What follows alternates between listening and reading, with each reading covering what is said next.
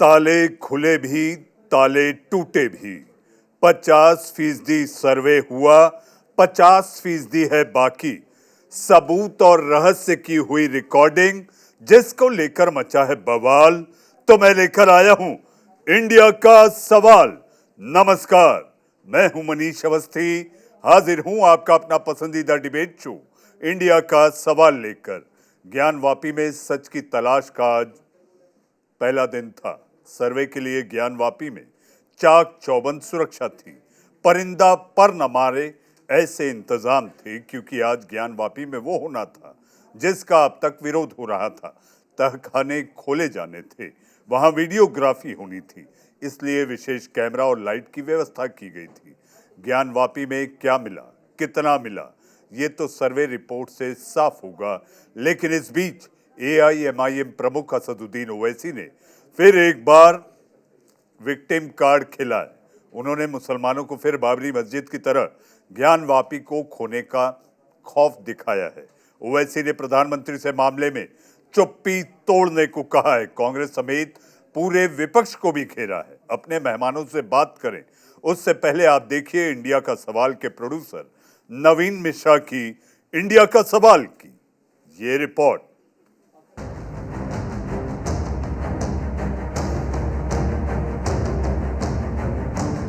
ज्ञानवापी में पहले दिन का सर्वे पूरा।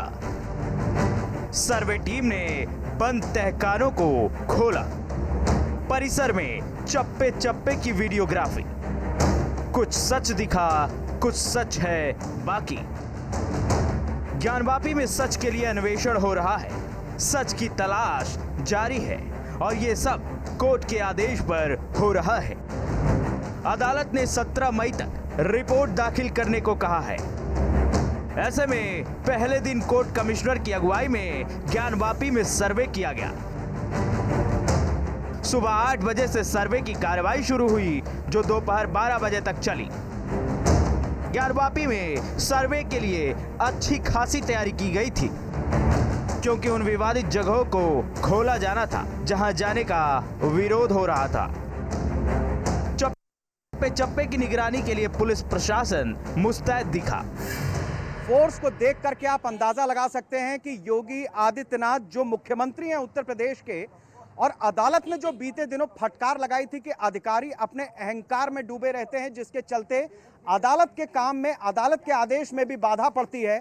आज पुलिस प्रशासन चौकस है। बाबा खुद निगरानी कर रहे हैं। बाबा के मतलब दो हो सकते हैं, खुद बाबा योगी आदित्यनाथ भी और बाबा विश्वनाथ भी। इस समय सर्वे के लिए 65 लोगों की टीम बनाई गई है। जो कमीशन बनाया गया वो 65 लोगों की टीम है। 51 लोगों ने अंदर प्रवेश किया है, बाकी लोग बाहर रिजर्व में रखे गए हैं। आवश्यकता पड़ी तो उनको भी अंदर बुलाया जाएगा। यहां पर पुलिस प्रशासन लगातार मुस्तैद है, चौकस है और हर तरह से गली के भीतर तक निगरानी हो रही है। सर्वे के दौरान कोर्ट कमिश्नर के अलावा वादी और प्रतिवादी पक्ष के करीब 52 लोग मौजूद थे। सर्वे से पहले दोनों पक्षों के लोगों के मोबाइल बाहर ही जमा करा लिए गए। सर्वे टीम ने पहले दिन पश्चिमी दीवार का अन्वेषण किया और उन तहखानों को खोला जो बड़े बड़े लकड़ी के दरवाजों से बंद थे, जिन पर लोहे की जंजीरें बंधी थी।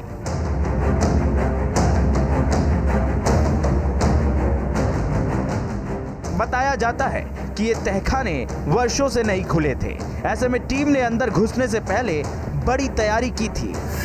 हिंदू पक्ष और जो मुस्लिम पक्ष है उसके जो पक्षकार हैं, जो 51 लोगों की टीम आज वहां पर गई हुई थी, वो लगातार अब एक एक कर यहां से निकल रही है। और जो हमारी बात हुई है उसके मुताबिक तहखाने के 2 दरवाजे थे। उनमें से जब दरवाज़ा खोला गया तो उसके अंदर कई कमरे मिले हैं, जिसमें से 2 कमरों में आज सर्वे का काम हुआ है। करीब 4 घंटे चली कार्रवाई के बाद बाहर आए दोनों पक्षों से जब मीडिया ने सवाल पूछा तो कोई खुलकर बात करने को तैयार नहीं था। लेकिन हिंदू पक्ष ने दावा किया कि उन्हें ज्ञानवापी में कल्पना से भी बहुत कुछ ज्यादा दिखा। पक्ष विपक्ष जो थे, वादी प्रतिवादी, दोनों के भरपूर सहयोग रहा है। सर्वे की कार्रवाई शांतिपूर्ण चली है, शासन प्रशासन भरपूर सहयोग कर रहे हैं और सर्वे के बारे में यह रिपोर्ट अत्यंत गोपनीय है। न्यायालय का आदेश है कि जो वैसा कुछ करेगा दंडात्मक कार्रवाई की जाएगी। शांतिपूर्ण ढंग से सहयोग हो रही है और सर्वे हो रहा है। देखिए वो एडवोकेट कमिश्नर का कंडक्ट है, हम उसको क्वेश्चन नहीं कर सकते। सहयोग कर रहे हैं कि नहीं सहयोग? मैं कह रहा हूँ अनुपालन हो रहा है, स्मूथली हो रहा है, होने दीजिए, न्यायालय का सम्मान कीजिए। ज्ञानवापी में पहले दौर के सर्वे में करीब 10% सर्वे हो चुका था, जबकि दूसरे दिन के सर्वे के पहले दिन सर्वे का काम 50% पूरा होने का दावा है। शनिवार के बाद अब 15 मई को दूसरे दिन एक बार फिर सर्वे की शुरुआत होगी। देखिए मैंने कहा ना, सर्वे बहुत ही शांतिपूर्ण तरीके से दोनों पक्षों की सहमति से, प्रशासन के सहयोग से बहुत ही निष्पक्ष रूप से करवाया गया है और सर्वे की रिपोर्ट भी सबके सामने आएगी। ताले खोल के हुआ देखिए, कुछ ताले खोले गए, कुछ ताले तोड़ने पड़े, दोनों ही चीजें थी। ज्ञानवापी में सर्वे के बीच सियासत जारी है। असदुद्दीन ओवैसी ने एक बार फिर दावा किया है कि बाबरी की तरह ज्ञानवापी को नहीं छीनने देंगे। हमने एक बाबरी मस्जिद को खोया, आप दूसरी मस्जिद को हरगिज नहीं खोएंगे। मैं आपके दरमियान में जिम्मेदारी के साथ खड़े होकर कह रहा हूं कि ज्ञानवापी मस्जिद थी और है और रहेगी इंशाअल्लाह। ओवैसी ने ज्ञानवापी मामले में प्रधानमंत्री मोदी से भी चुप्पी तोड़ने की अपील की। कानून 91 का कानून है, प्रधानमंत्री क्यों नहीं बोलते? आप सरकार में हैं, पार्लियामेंट का बनाया हुआ कानून है, तो संवैधानिक जिम्मेदारी पहले प्रधानमंत्री की है कि वो अपनी चुप्पी को तोड़ और कहें कि उनकी सरकार 91 के कानून के लिए खड़ी है और ऐसा कोई तमाशा होने नहीं देगी। ओवैसी ने बीजेपी को घेरा तो उनके निशाने पर विरोधी दल भी थे। ओवैसी ने समाजवादी पार्टी, कांग्रेस, बीएसपी और आम आदमी पार्टी सबको कोसा। कौन चीज मैं आपको बताना चाह रहा हूं कि ये जो फिरका परस्त ताकतें हैं, और फिरका परस्त ताकतें सिर्फ बीजेपी नहीं है, इसमें कांग्रेस भी है, आम आदमी पार्टी भी है, समाजवादी पार्टी है, ये सब ये चाहती हैं कि मुसलमान सिर्फ घर में मुसलमान रहे, जब घर के बाहर रहे निकले तो मुसलमान ना रहे। मैं खाली मांगने के लिए नहीं कह रहा हूं, इनका मकसद एक ही है कि आप मुसलमान रहे तो सिर्फ घर में रहे, घर के बाहर जब निकलोगे तो हमारी तहजीब को तुमको एहतराम करना पड़ेगा। ज्ञानवापी में जब से सर्वे को मंजूरी मिली है, ओवैसी भड़के हुए हैं। वो बार बार मस्जिदों को छीने जाने का रोना रो रहे हैं, जिसे लेकर उनके निशाने पर सत्ता पक्ष और विपक्ष दोनों हैं। लेकिन बड़ा सवाल यह है कि सर्वे से आखिर ओवैसी को परेशानी क्या है, सच का सामना करने में दिक्कत क्या है। ब्यूरो इनपुट के साथ मदन मोहन, शेखर आनंद त्रिवेदी की रिपोर्ट।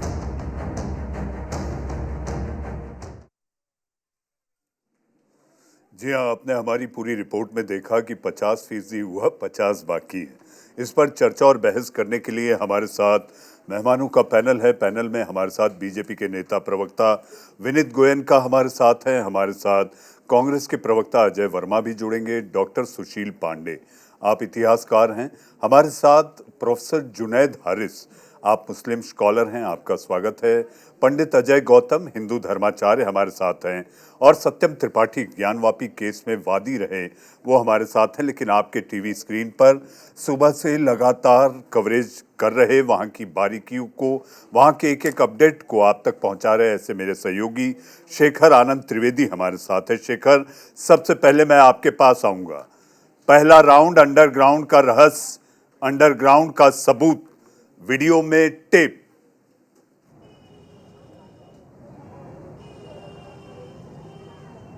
बिल्कुल मनीष जी, देखिए ऐसा है कि कुछ सच ऐसे होते हैं जो खुली आंखों से भी दिखते हैं।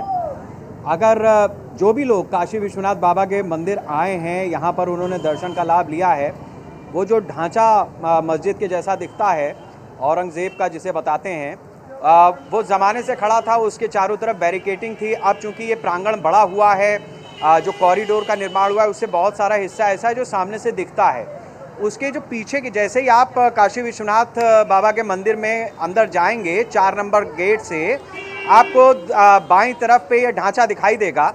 ढांचे का जो पिछली दीवार है वो तो दरअसल मंदिर की ही है, बाकी 3 दीवारें जो हैं वहाँ पर थोड़ा सा मतलब उसको पुताई उताई करके ऐसा लगता है कि ऊपर से एक स्ट्रक्चर डाल दिया गया है जो टॉम्ब की तरह दिख रहा है, मस्जिद जैसा दिख रहा है। उसको ये लोग यहाँ पर जो है वो ज्ञानव्यापी मस्जिद के रूप में उसको प्रसिद्ध कर दिया गया, ऐसा लोगों का कहना है। तो ये स्थिति है। अब हिंदू पक्ष, अच्छा, श्रृंगार गौरी की पूजा ज़माने से होती आ रही थी, 1991 में उसको बंद कर दिया गया। 95 में मामला आया भी था, लेकिन उस समय पर वो एक तरफ 5 लोग थे, दूसरी तरफ 500 लोग थे, तो वो भी मामला चल नहीं पाया। अभी फिर से जो है 4 महिलाएं यहाँ वाराणसी की और 1 महिला जो दिल्ली की हैं, इन 5 महिलाओं ने ये कहा कि हमको जो है वो गौरी श्रृंगार जी की पूजा अर्चना करने दी जाए, तो उसके ऊपर ये मामला बैठा। अब जब मामला बैठा, अंदर जाने की बात हुई कि हम वीडियोग्राफी कर लें वहाँ क्या है एक्चुअली, सामने आए, तो ऐसी स्थिति जब बनी तो अंदर से बवाल हो गया। पता लगा 500-700 आदमी पहले से अंदर घुस करके बैठा हुआ है। तो अदालत को भी बुरा लगा। अदालत ने कहा कि भाई अदालत की भी तौहीन होगी, ऐसे थोड़ी होता है।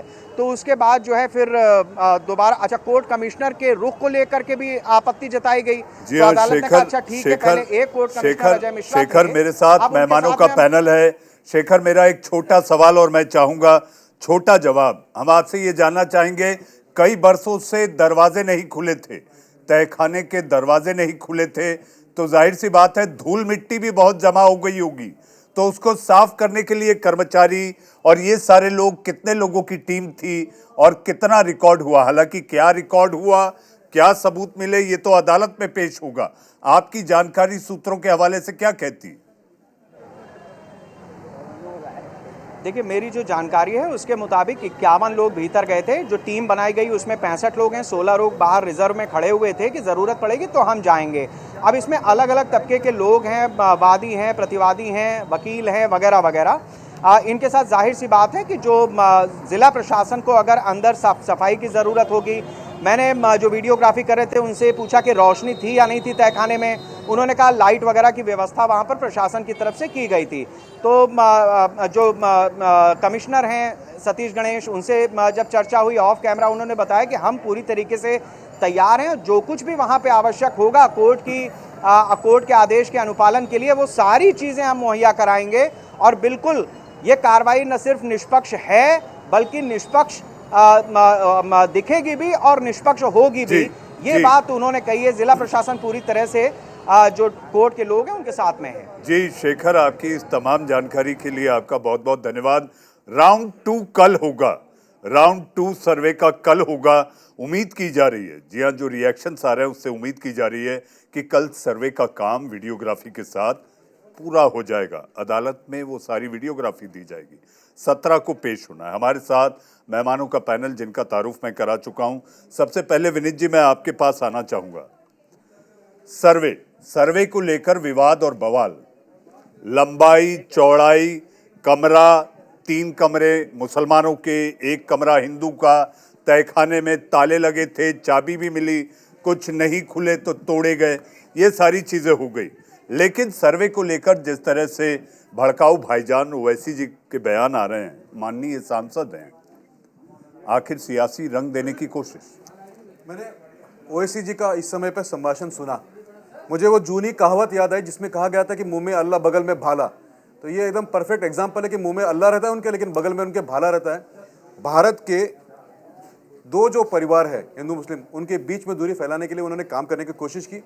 मैं आपके चैनल के द्वारा उनको चेतावनी देना चाहता कि ये 2 जो समाज है उनके बीच में दूरी आप ना फैलाएं। 1, 2, कोर्ट की जो बात है, कोर्ट के आदेश को पालें। अगर कोर्ट ने अगर कहा कि वहाँ पे सर्वे होना चाहिए। उन्होंने एक शब्द का इस्तेमाल किया ओवैसी जी ने कि हमसे बाबरी मस्जिद छीनी, तो उनके जानकारी में लाऊं कि छीनी नहीं गई थी, कोर्ट की लंबित प्रक्रिया से वो हिंदू पक्ष को मिली थी और वो पहले कभी मस्जिद थी नहीं, एक डिस्प्यूटेड बिल्डिंग थी और जो असली हकदार था, टाइटल जिसका हकदार था, उसको टाइटल मिला है। तो उन्होंने अपने मुस्लिम भाइयों को बरगलाना नहीं चाहिए। उन्होंने देखना चाहिए कि उनके यहाँ पे जो मुस्लिम महिलाएं हैं उनको जो अधिकार नहीं मिलता उसके ऊपर काम करना चाहिए। उनको कैसे अच्छे स्कूल में भेजे, ना कि उनको पीछे एक लेगिंग मशीन की तरह से केवल बच्चा पैदा करने के लिए एक मशीन ना बनाए, उनको अच्छे अधिकार मिले, इसके बारे में करना चाहिए, ना कि हिंदू मुस्लिम को लड़ाई करनी। जी, हिंदू मुस्लिम नहीं होना चाहिए। हमारे साथ प्रोफेसर जुनैद हारिस साहब मौजूद हैं। जुनैद साहब, वहां पर कभी मस्जिद थी ही नहीं। आप इतिहासकार भी हैं, मेरी जानकारी जो हमारे गेस्ट कोऑर्डिनेटर ने दी है। आखिर ये विवाद, जिया औरंगजेब ने मंदिर तुड़वाकर मस्जिद ज्ञानवापी कैसे हो सकती? देखिए, बहुत अफसोस की बात यह है कि आपने फैसला सुना दिया कि मस्जिद थी ही नहीं। सवाल ये पैदा होता है कि इससे पहले अदालत में ये मामला 1937 में इसका फैसला आ चुका है कि नीचे से ऊपर तक मस्जिद है। अब आप ये कह रहे हैं कि मस्जिद नहीं है, ये बड़ी अजीब बात है। और जहाँ तक तारीख का मैंने नहीं कह रहा, प्रोफेसर साहब, मैं नहीं कह रहा। मैं अपनी बात कह ले रहा हूँ। जहाँ तक मस्जिद बनवाने का ताल्लुक़ है, ये औरंगज़ेब ने बनवाया है कि अकबर ने बनवाया है कि जौनपुर के बादशाह ने बनवाया है। बहरहाल मस्जिद तो एक ज़माने से है और वहाँ पर नमाज भी हमेशा पढ़ी जाती रही है।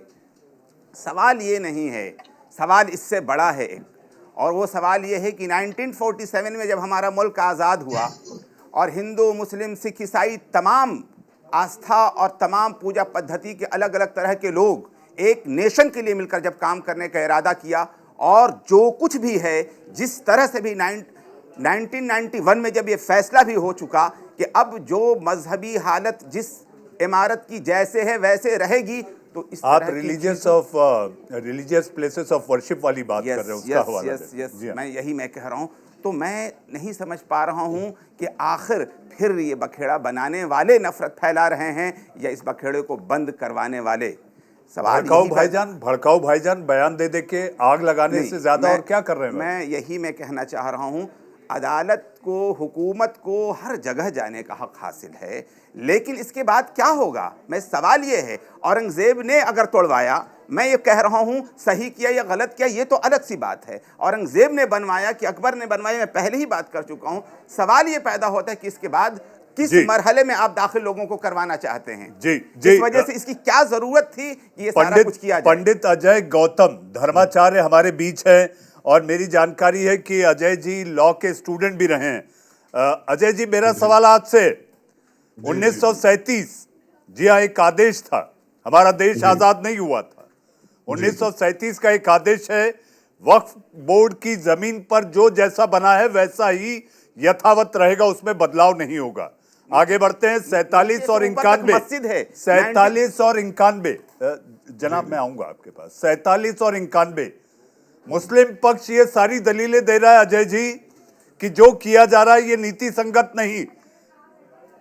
देखिए, मैं आपको एक बात बताऊं, जो वक्फ एक्ट है, वक्फ एक्ट पे अभी माननीय सर्वोच्च न्यायालय ने एक फैसला दिया है, वक्फ बोर्ड वर्सेस जिंदल ग्रुप के वर्ष। उन्होंने कहा कि सिर्फ वक्फ कह देने से वक्फ नहीं होगा, उसको किसने वक्फ किया है उससे संबंधित डॉक्यूमेंट होना चाहिए, उसकी नीयत होनी चाहिए, तब जाके उसको वक्फ माना जाएगा। अभी तक वक्फ का एक ऐसे अश्वमेध रथ का घोड़ा दौड़ रहा था, वो अपने सेक्शन 6 और 9 के अंदर जिसको भी वक्फ प्रॉपर्टी डिक्लेयर कर देते थे, और 1 साल के अंदर अगर उसको चैलेंज ना किया जाए तो हमेशा के लिए वक्फ मानी जाती थी।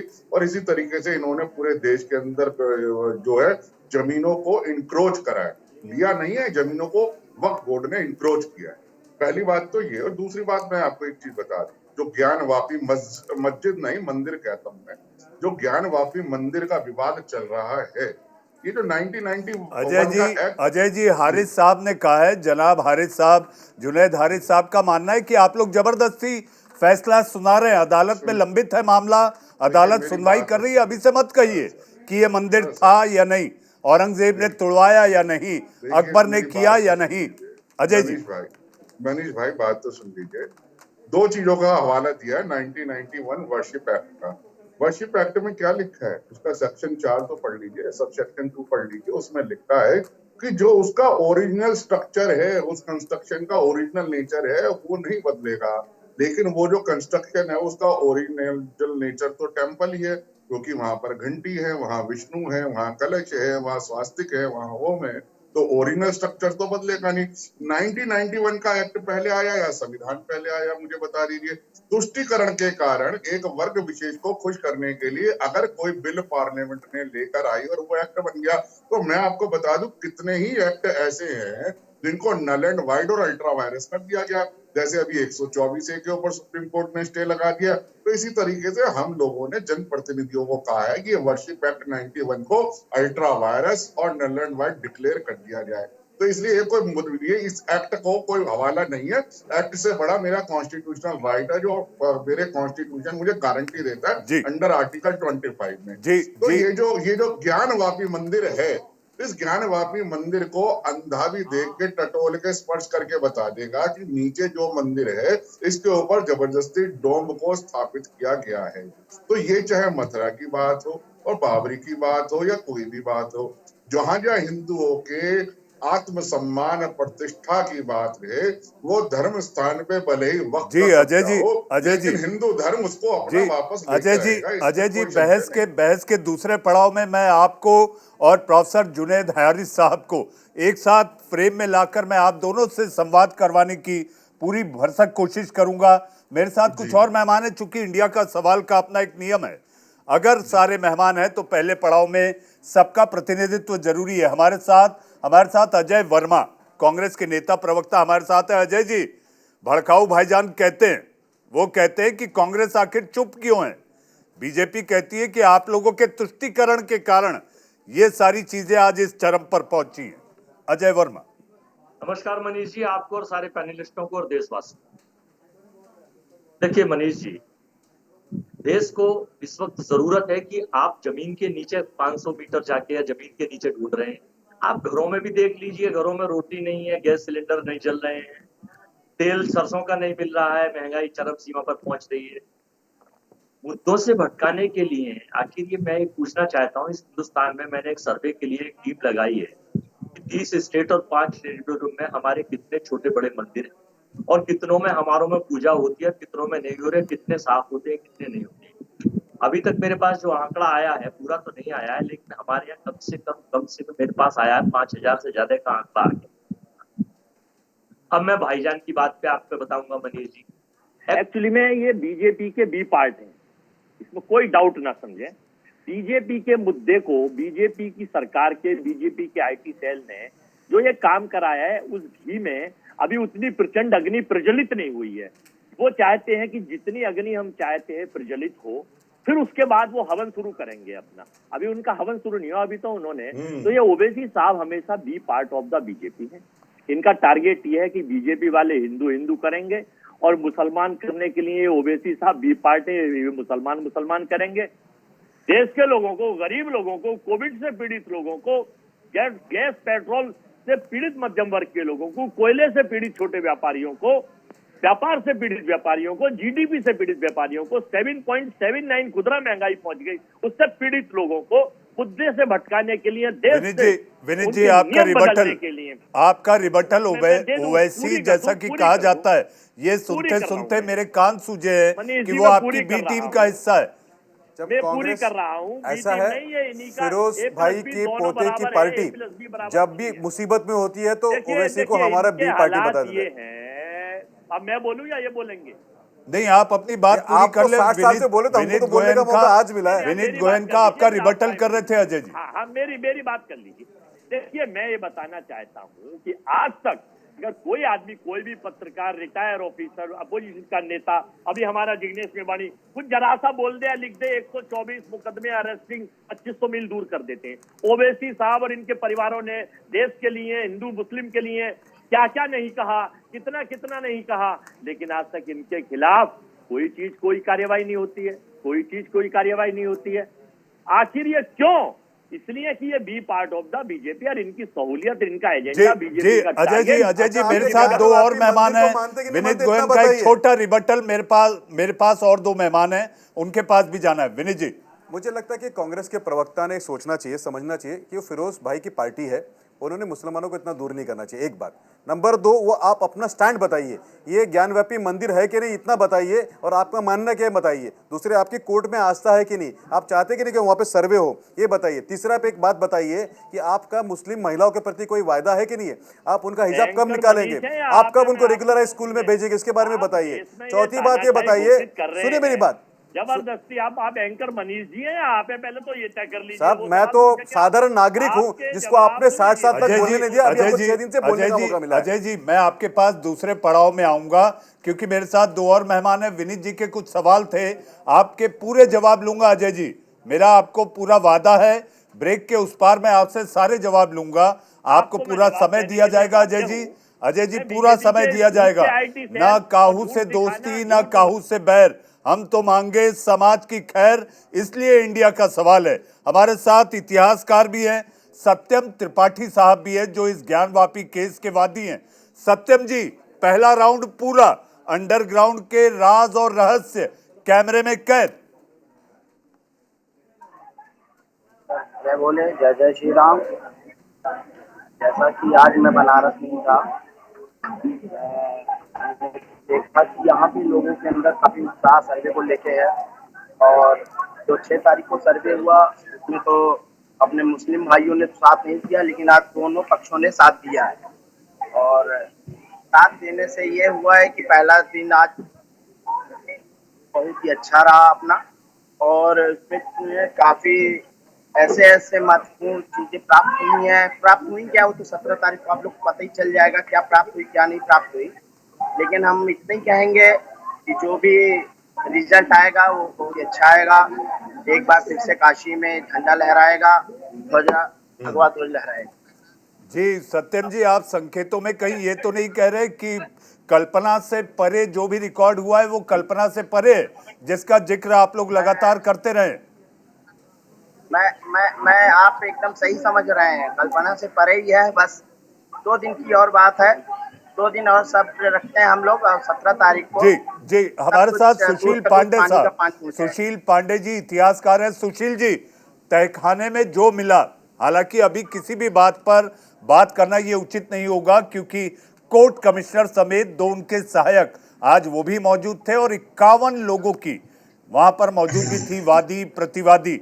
जहां तक बात की जा रही है और जो दावे किए जा रहे हैं, दावे प्रतिदावे, वो ये कि ब्रह्म कमल भी नीचे मिला और इसके साथ साथ घंटी के निशान और टूटे विग्रह देवी देवताओं के, इसको लेकर भी जो चैलेंज और चुनौती चल रही है। इतिहास के मुताबिक जुनैद साहब ने जो कहा अभी, उनके मुताबिक अभी हमें बहुत ज्यादा जल्दी जंप टू द गन्स नहीं करना चाहिए। जहाँ तक बात की जा रही है और जो दावे किए जा रहे हैं, दावे कमल की निशान और इसके साथ साथ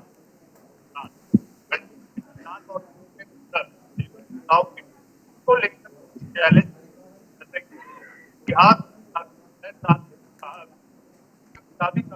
बहुत ज्यादा जल्दी जब तक नहीं करने चाहिए।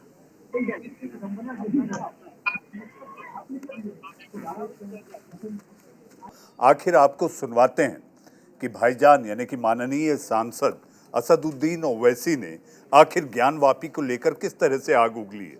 जरा ये सुनिए, फिर बढ़ते हैं अपनी बहस की ओर।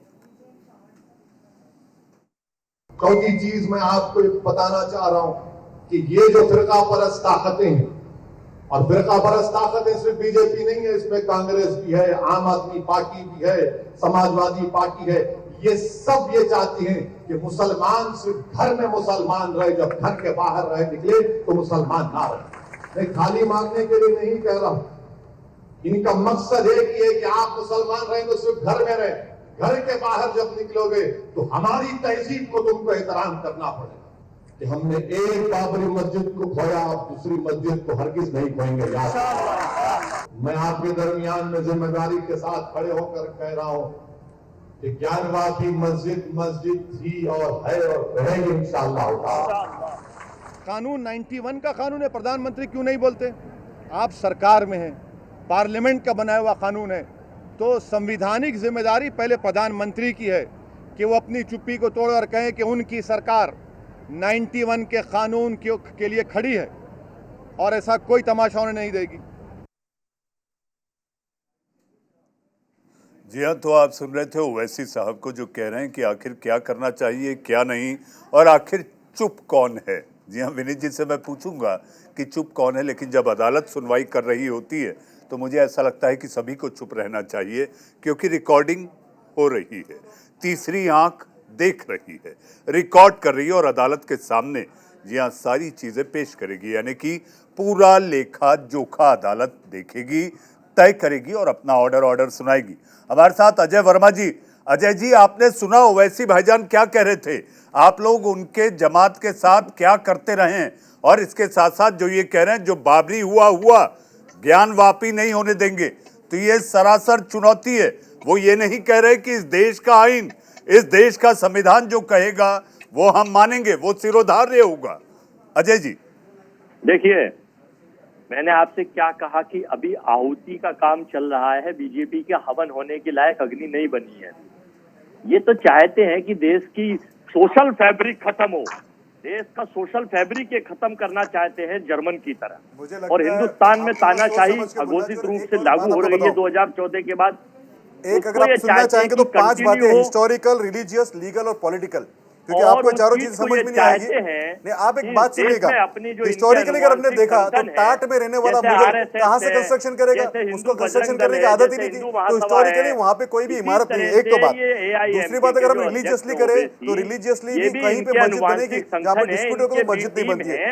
आप मेरी बात ही नहीं सुने, एक बार बात सुनिएगा। कांग्रेस को बात सुनने की आदत नहीं है और उसके कारण उनको बहुत नुकसान होता है। वो हवन के लायक अभी अग्नि प्रज्वलित नहीं हुई है, कई बार बोल चुके हैं, आहुति दे सके, आपके पास और कुछ मुद्दा नहीं है क्या? सांप्रदायिक माहौल खराब करने की, देश को मुद्दों से भटकाने के लिए पेट्रोल 300, डीजल 200 की तरफ जा रहा है, सरसों का तेल 300 की तरफ जा रहा है।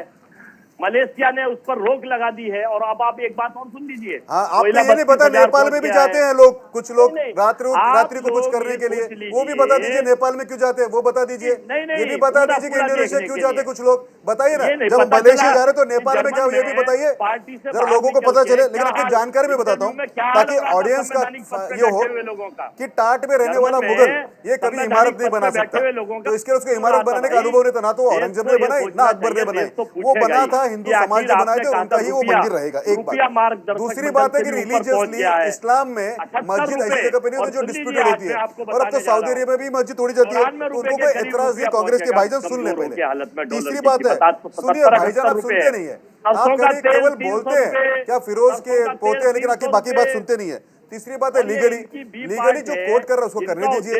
चौथी बात है पॉलिटिकली, आप लोग वहाँ पे प्रेजेंट नहीं है, कहीं पे भी प्रेजेंट नहीं है। आप कोर्ट की बात कभी मानते नहीं थे, आपने इंदिरा जी के जमाने में नहीं मानी कोर्ट की बात, और इमरजेंसी लागू की, वही बात आपने राजीव जी के जमाने में नहीं मानी, और शाहबानो केस के अंदर भी आपने वही किया कि कोर्ट की बात को टाला। तो आज भी कोर्ट को चैलेंज करते हैं, तो मेरा आपसे दरख्वास्त है, कोर्ट की बात माने, काशी में जो हो रहा है उसको होने दे। दूसरा, आपको भी भगवान सद्बुद्धि दे, ऐसे में उनसे प्रार्थना करूंगा ताकि वो ये केवल हिजाब पर, ये केवल हिंदू मुस्लिम पर, ये मंदिर मस्जिद पर, ये गाय पर, ये हिजाब पर, ये इससे चुनाव लड़ते हैं। अच्छा, आप ये बोल दीजिए वहाँ पे मंदिर नहीं, इतना बोल दीजिए, अगर आपको इतना विश्वास है तो बोल दीजिए। से है ना, रोजगार से है, सर्वोच्च स्तर पर महंगाई है, जीडीपी कहाँ पहुंच गई है, श्रीलंका के हाल देख लीजिए, वहां भी नकली हिंदू बात कराता लोगों ने। यही है शुरुआत था। आपका भी लोन 85% से ज्यादा बढ़ गया है, देश का आयात निर्यात की हालत देख, इस पे आप हंसेंगे, आप कितनी निंदनीय हंसी हंस रहे हैं, इस पर चर्चा नहीं करेंगे। महिलाओं का आप मुझे एक बात बताइए, वो ज्ञानवादी मंदिर है कि नहीं है, इतना बता दीजिए, बाकी आपकी बकवास को हम भूल जाएंगे। भारत को आप इतना बता दीजिए, जो भी आपने बकवास किया हम भूल जाएंगे। बताइए ज्ञानवापी मंदिर है कि नहीं है। अपने इसके कांग्रेस के प्रवक्ता क्या कहेंगे उसके ऊपर पूरे हिंदुस्तान की नजर है, बताइए कि वो ज्ञानवापी मंदिर है कि नहीं है। अब मुद्दा छोड़ के सब कुछ बोल रहे हैं, ये बता नहीं रहे कि नेपाल में शाम को क्या हुआ था। देख लो मेरे भाई, घर में जाके जमीन के नीचे क्या है, इसमें क्या लोगे आप जाके। कांग्रेस की स्टैंड क्या, ये बता दें आप। अच्छा, ये बता दीजिए कि नेपाल में क्या हुआ था, ये तो बता दीजिए, लोगों को जानना है, मालूम करना है कि फिरोज भाई के पोते ने क्या किया नेपाल में, ये तो बता दें। वो आप बता नहीं रहे हो। शादी में जाते हैं, वेदों में जाते हैं, झूठ की सीढ़ी नहीं फैलाते। जर्मन में रेस्टोरेंट से बाहर निकल के प्रेस कॉन्फ्रेंस में जबान और भाषा नहीं लड़खड़ाती है। संवैधानिक पद पे बैठे जैसे लोग, देश के प्रधानमंत्री बड़ी चीज होते हैं।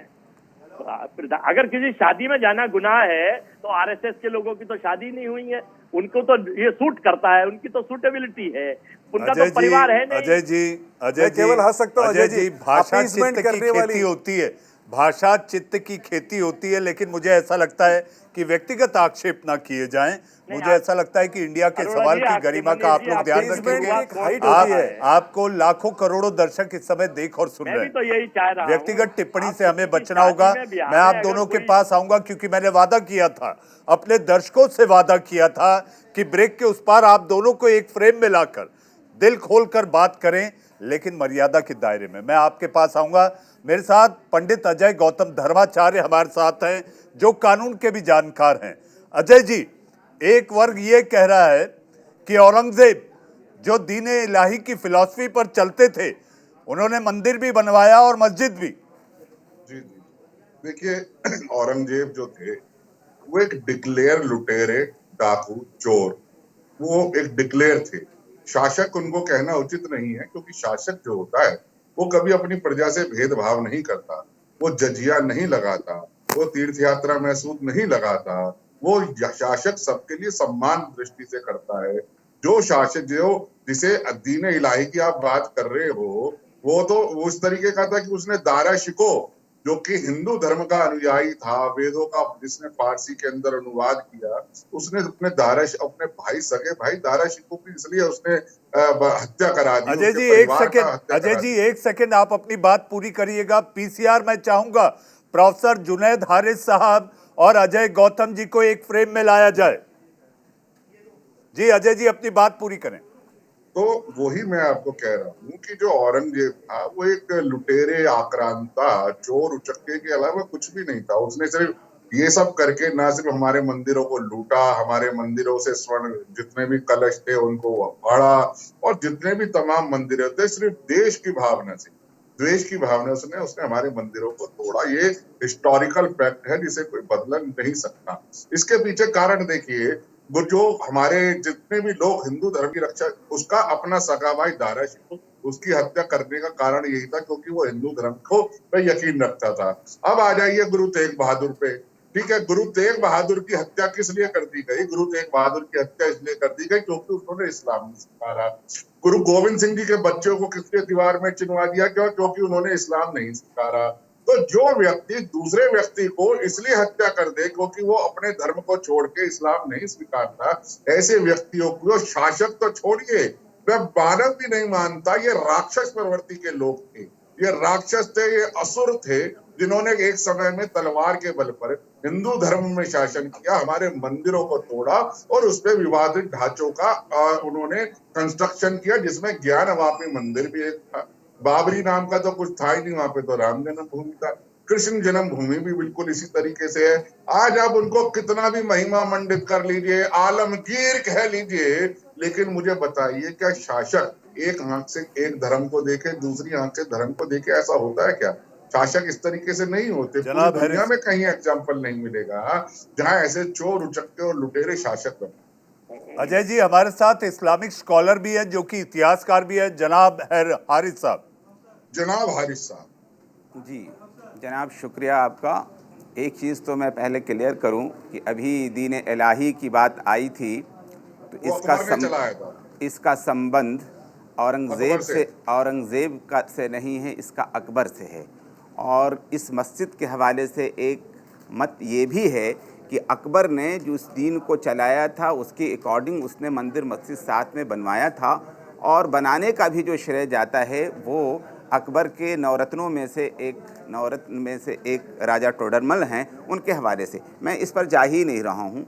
बात ये है, यहाँ बातें ऐसी हो रही हैं जिसका ज़मीन से कोई ताल्लुक़ ही नहीं। अब यहाँ पर ये बात भी कही जा रही है कि मुग़ल तो टाट में रहने वाले, उन्होंने कुछ बनाया ही नहीं। देखिए उनके इतिहास देखिए, टाट में रहने वाले तो थे, कहाँ उनके पास इमारत बनाने की काबिलियत थी? विनीत जी जनाब हारिस साहब को सुन लेते हैं, फिर आगे बढ़ते हैं। भाई हिंदुस्तान के अंदर लाल किला हो, चाहे आगरा का किला हो, चाहे ताजमहल हो, चाहे कायर और कमजोर को तलवार के जोर के ऊपर कन्वर्ट करने वाले कभी ना शासक नहीं होते, एक बात। दूसरी बात है, उनकी जमीन को हड़प कर अपने बोलने वाले भी शासक नहीं होते। आप जाके देखिए तो कुतुब मीनार में देखिए, कहीं पे भी देख लीजिए, क्या है हर्ष हर जगह पता चलेगा विनीत जी, कि तलवार के जोर पे हुआ था। विनीत ये तो जी, कायर थे विनीत और जो जी, कमजोर थे उनको विनीत जी, कन्वर्ट किया विनीत जी, है। आपके विनीत पुरखे जी, जो थे वो विनीत लड़ नहीं पाए। विनीत नहीं जी, तो आपका भी डीएनए विनीत चेक जी, कर लीजिए। विनीत जी, जनाब हारिस साहब को उनका जनाब हारिस उनका- साहब, मैंने उनका एक बात पक्ष कही थी इसी उनका चैनल में पक्ष पहले उनका पक्ष विनीत जी कि आ जाने संतरा हरा होता है, दीजिए। विनीत छीलेंगे जी तो अंदर उनका भगवा ही पक्ष आ जाने निकलेगा। दीजिए। विनीत जी उनका पक्ष आ जाने दीजिए। हारिस साहब, भाई जब बुनियादी चीज़ें ही नहीं मालूम है तो ऐसे ही होता है। आपको एक चीज़ मैं बता दूं कि आप बार बार इशारा करके कह रहे थे फिरोज़ भाई, आपको पता नहीं कि शायद वो भी उन्हें भी आप मुसलमान समझ रहे हैं, नॉन पारसी हैं वो। मुसलमान अच्छा, मैंने कहा फिरोज भाई मुसलमान कहाँ बोला मैंने? नहीं, आप बताइए। अभी आपने आपके बोला मन में था। पापता साहब, इसके अलावा मैंने अभी उनका आप केवल नाम थोड़ी लिया देर फिरोज पहले भाई। कह रहे थे मुस्लिम मैंने औरतों आज के तक अधिकार की बात कभी करें। कहा नहीं। और सुन मैंने आज लीजिए, तक नहीं कहा कि मुसलमान गलत है। मैं कहा कि कायर और कमजोर जो थे उनको कन्वर्ट किया गया। अब जो कन्वर्ट हुए वो कायर और कमजोर थे, ये बात तो सच है। जो दिलेर थे उनको थोड़ी कन्वर्ट किया गया। माफ कीजिएगा, वो तो लड़ाई किया। कायर और कमजोर की बात नहीं हुआ करती है। जिसे इस्लाम पसंद आया उसने कबूल किया। कोई पसंद नहीं आया साहब, तलवार के जोर पे कुछ हुआ था नहीं, और कुछ केवल नहीं। उस समय के आप- कमजोर आप- कायर के वो थे। आप- गुरु तेग बहादुर, हिस्ट्री को बाकी लोगों का आप सुनिए, वो सुन दिलेर थे, लीजिए। उन्होंने शहादत दी। उसके बाद में बाकी लोग जो थे वो खड़े रहे थे। जी, मैंने आपको एक ऐसा और है, बात हारिस कही साहब, थी। नहीं, हारिस साहब, ऐसा हारिस है कि आपकी जानकारी के लिए बता दूं कि मैं हमारे पूर्वज खुद भूमिहार थे, हम खुद कन्वर्टेड हैं। लेकिन आपको एक चीज क्या मजबूरी थी? पूरी बात कन्वर्ट सुन की लीजिए। वो आपको पता था, मजबूरी मैंने कैसे नहीं पता होगा? थी। हम मुगलों के आने से पहले मुसलमान हो चुके थे और हिंदुस्तान के अंदर अगर मुगलों को किसी ने भगाया था तो हमने भगाया था। आपको मालूम होना चाहिए कि शेर शाह सूरी का हमने साथ दिया था और हुमायूं को भारत से भगाया था। माफ कीजिएगा, आपकी तरह तलवे नहीं चाट रहे थे। हमने मुगलों को हिंदुस्तान से भगाया था। लेकिन जो सत्यता है उसे स्वीकार करना चाहिए। मस्जिद होती है, मंदिर होता है, सभी की इज्जत होनी चाहिए। अब जो चीज मस्जिद है मस्जिद के तौर पर लिया जाना चाहिए और जो मंदिर है उसे मंदिर के तौर पर लिया जाना चाहिए। और जहां तक ये बात आती है कि इमारत बनाने की, ये और आप कह रहे थे, बताइए जरा, आप कह रहे थे वाले लोग थे, टाट में रहने वाले लोग थे। मुस्लिम औरतों पर काम होना चाहिए। अभी मुस्लिम औरतें तालीम हासिल करने के लिए लड़ाई लड़ रही हैं। आइए मिलकर दोनों से चलते हैं और कहते हैं कि सुन्नी मस्जिद के अंदर उनको इमाम बना जाए ताकि अगर परवाह है तो क्यों नहीं उनके लिए मस्जिद बना देते हैं? क्यों नहीं उनको आगे बढ़ने देते हैं? क्यों नहीं हिजाब के साथ पढ़ने देते? हिजाब उतारना आपका मकसद है या तालीम देना मकसद है? तालीम देना मकसद है तो तालीम में आगे बढ़ने दीजिए। आप जबरदस्ती उनको तलवार के जोर पे हिजाब पहनाते हैं। जबरदस्ती नहीं, मुस्लिम मुस्लिम औरतें खड़ी होकर के अपनी लड़ाई लड़ रही हैं। अपनी लड़ाई नहीं, हर व्यक्ति आजाद है। मुस्लिम औरतें अपनी लड़ाई लड़ रही हैं। मुस्लिम औरतें खुद हिजाब पहनना चाहती हैं। मैं उन औरतों की बात करूं, मैं जबरदस्ती नहीं कह रहा हूं मैं कि किसी को जबरदस्ती पहनाया जाए। डांटते हैं आपको, जो उनको डराते हैं, उस डर से वो बोलती है। आइए मुझे बताइए, एक महिला जो पहनना चाहती है, बिल्कुल पहनना चाहिए। क्यों आपका अधिकार नहीं है? बताएं कि बेटी नहीं पहनना चाहिए। हमने कहा हमारी बहन बेटियां नहीं पहनना चाहिए, उनका वक्त है, उनका समय है, वो जो करना चाहिए। हमने चाहा कि वो मंदिर में जाए, तो देखिए सबरीमाला जाते हैं वो लोग, आपसे किसने कहा मस्जिद में भी जाती है? केवल आप एयर कंडीशन होटल में बैठेंगे, आप बैठेंगे, लेकिन आपकी बहनें नहीं करेंगे। क्यों? आपको नहीं मालूम है, हमारे यहाँ मस्जिद में औरतें विनीत जी, हारिस साहब, विनीत जी, हारिस साहब, विनीत जी, हारिस साहब, अजय जी आ रहा हूँ, अजय जी आ रहा हूँ, अजय जी आ रहा हूँ, अजय जी आ रहा हूँ। एक सेकंड मैं आपसे रिक्वेस्ट करता हूँ जनाब, मेरी बात सुनिए। मैंने आप सवाल कीजिए और उसका जवाब लीजिए। मैं आपको जवाब दूंगा। मेरी एक बात सुनिए और आपके ऑडियंस के लिए भी है। मैंने 4 वीडियो देखे मनीष जी, वो चारों वीडियो मैं आपको भेज दूंगा। मैंने एक फिल्म देखी थी 1975 की, वो फिल्म थी, उसका देखा तो उसमें गाना था, क्या खूब लगती, बड़ी सुंदर दिखती हो। ये फिल्म जो है उसमें हेमा मालिनी जी हिंदू महिला है, वो नाच रही, गाना गा रही है। उसमें फिरोज खान जो है उसमें हीरो है। और ये फिल्म की शूटिंग कहाँ हुई है? बम्बेन बुद्धा भी है, जहाँ पे बुद्धिस्ट है, वहाँ हुई, वो अफगानिस्तान के अंदर है। मैंने दूसरा वीडियो देखा जिसके अंदर तालिबान उस बुद्धिस्ट स्ट्रक्चर्स को, स्कल्पचर्स को तोड़ रहे हैं, बड़े खुशी मनाई जा रही थी वहां पे। डिस्ट्रक्शन की मेंटेलिटी है उनकी। तीसरा मैंने क्या वीडियो देखा कि वहां पे मेरी एक मुस्लिम बहन को सोटे से मारा जा रहा है। ये मेंटेलिटी है कि वहां पे महिलाओं को सोटे से रास्ते में मारा जाता है। आपने भी वीडियो देखा होता। और जनाब जुनैद साहब, चौथा मैंने जो वीडियो देखा उससे मन बहुत कांपा। एयरपोर्ट का देखा मैंने, काबुल एयरपोर्ट का वीडियो देखा। भाग भाग के प्लेन पकड़ने की कोशिश कर रहे थे। जो भाग भाग के प्लेन पकड़ने की कोशिश कर रहे थे वो हिंदू नहीं थे, वो काफिर नहीं थे, वो टोपी पहने हुए मुसलमान थे। जुनैद साहब एक छोटा जवाब, जुनैद साहब एक छोटा जवाब, मुझे राजस्थान का रुख करना होगा। जुनैद साहब छोटा जवाब, फिर मैं अजय जी के पास जाऊंगा एक 10 सेकंड के लिए। जुनैद साहब, विनीत जी, जुनैद साहब, जवाब दे रहा हूँ, सुन तो लीजिए। आपको एक चीज बता दूं, यहीं पर नहीं, आप देखिए अत्याचार, जुल्म कोई भी करे, जुल्म होता है। इसी मुल्क के अंदर, बेहतरीन जुनैद राइटर साहब आप जवाब कमला दास दीजिए। मुसलमान होती है, जनाब इस्लाम जनाब को आपका पसंद जवाब करती है। आपका जवाब छोटा रिबटल जनाब हारिस साहब छोटा आप जवाब दीजिए। मुझे अजय गौतम के पास 10 मिनट सेकंड के लिए जाना है क्योंकि मुझे ब्रेक लेना है और फिर राजस्थान चलना है। हारिस साहब, मैं आपसे कह रहा हूं कि इस्लाम ने जो औरतों को अधिकार दिया है वो मिलना चाहिए, और जहां पर जायदाद जी मेरा ज्ञान वापी पर ज्ञान चाहिए, तो ज्ञान मेरा मुद्दा ज्ञान वापी पर ज्ञान वापी पर ज्ञान चाहिए। जुनैद साहब आप अपना जवाब दीजिए। जुनैद साहब आप अपना जवाब दीजिए। आपका क्या सवाल है? आप जी मेरा सवाल ये है कि आखिर ज्ञान वापी के सच से किसको डर लगता है? सच से किसी को डर नहीं लगता।